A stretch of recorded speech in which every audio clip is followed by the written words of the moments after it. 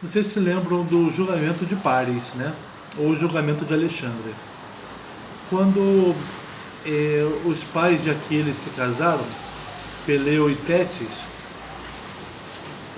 eles fizeram uma festa em comemoração, mas não convidaram, eles convidaram os deuses, mas não convidaram a Eris, a deusa da discórdia. A Eris, excluída da festa, ficou ali na porta e pensou assim: eles vão me pagar, eu vou armar uma boa para eles.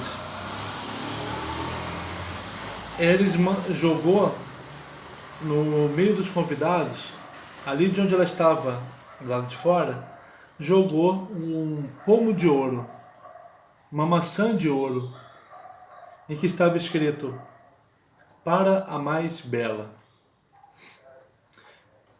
Zeus quis que essa maçã de ouro, nada acontece sem que Zeus queira, caísse aos pés do Alexandre, que olhou aquilo, aquela linda maçã, né? Baixou, pegou, leu: para a mais bela. Aí ele: então eu vou ter que escolher, né? A mais bela. Você sabe que a história do Alexandre pode ser entendida como uma tragédia, porque desde o início da vida dele, aliás, logo no início,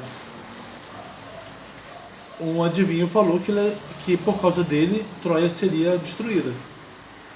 Então o pai dele mandou para fora da cidade. Ele foi criado por um criador de ovelhas. Ele cresceu criando ovelhas, mas depois de adulto ele volta a Troia, é muito bem recebido. Só que o destino dele o esperava. Não adianta fugir do destino. Alexandre, ele não era muito chegado ao poder, né? Não tinha pretensões ao poder. O pai dele era o rei de Troia, mas ele mesmo não queria. Ele também não tinha pretensões militares, não queria estar à frente de um exército, ele mesmo não tinha capacidade para isso, né? Ele gostava de namorar, né? Ele era um jovem sedutor e também que se apaixonava. Ele pegou aquele pomo e ele tinha que escolher uma das 3 deusas que estavam ali para presentear aquele pomo, para ele considerar como a mais bela. Ele tinha diante de si Hera, Atena e Afrodite. Dado o perfil do Alexandre, quem vocês acham que ele escolheu? Afrodite. Apesar de Hera ter prometido para ele poder político, governo de homens, apesar de Atena ter prometido comando militar, voz de comando sobre muitos homens, ele preferiu escolher aquela que prometeu a ele a mulher mais bela, a mortal mais bela. Então ele presenteou a Afrodite, conseguindo com isso, sim, participar do âmbito de Afrodite, do qual ele já participava, né? E aí ele oficializou a participação dele no âmbito da sedução e da atração sexual, e conseguiu também o ódio contra ele e contra Ílio, Troia, ódio de Hera e Atena.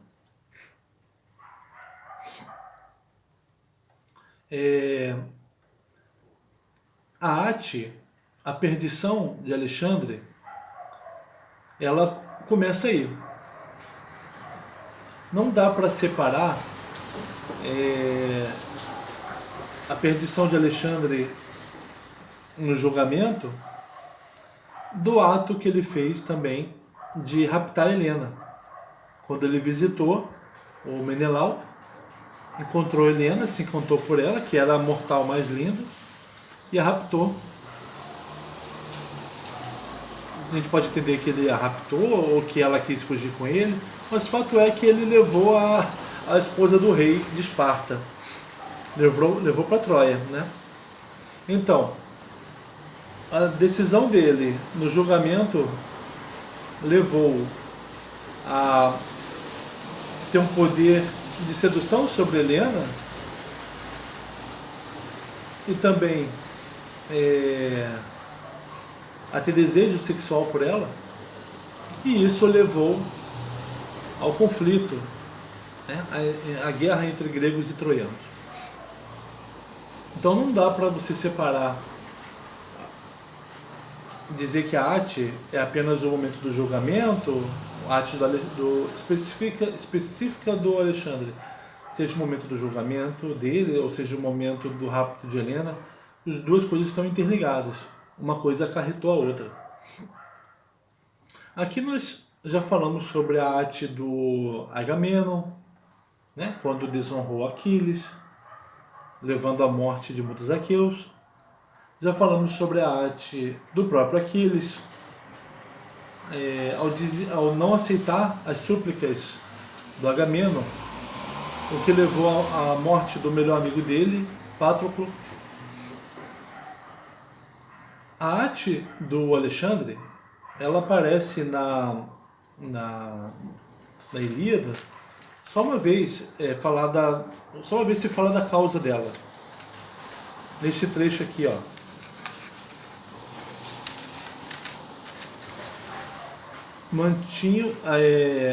Esse trecho se refere a Hera e Atena.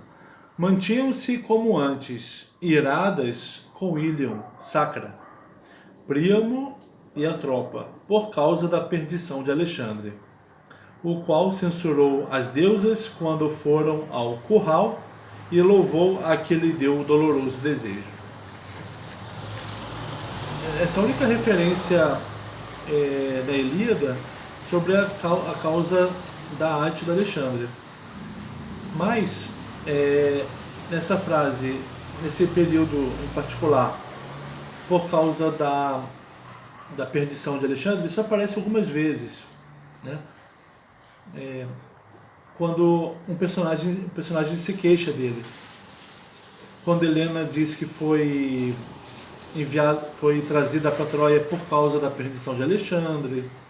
Quando Heitor diz que a guerra começou, né, por causa da perdição de Alexandre. Isso aparece algumas vezes na Ilíada.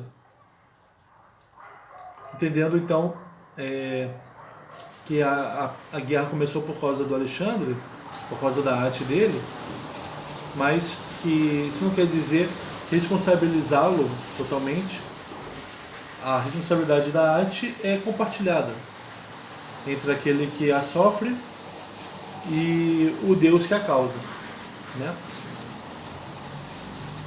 Afrodite também é responsável pela arte do Alexandre, pela perdição dele. Ela é a doadora do doloroso desejo vivido como doloroso.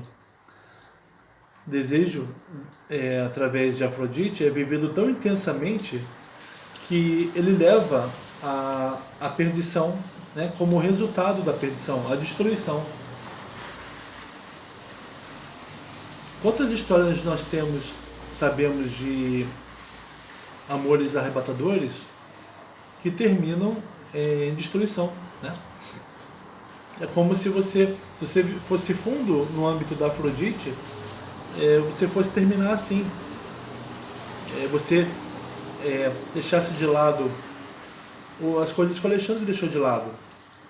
Responsabilidades militares, responsabilidades com o governo, ele que era filho do rei, ele deixou essas responsabilidades de lado e resolveu entrar profundamente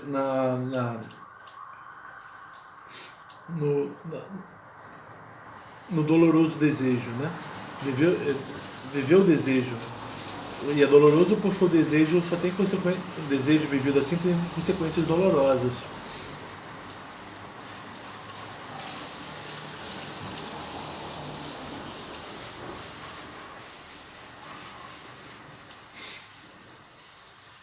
Então, eu falei com o microfone aqui hoje, pertinho da boca, porque tá chovendo aqui e fica um barulho muito alto, né? Tá bom? Então, obrigado.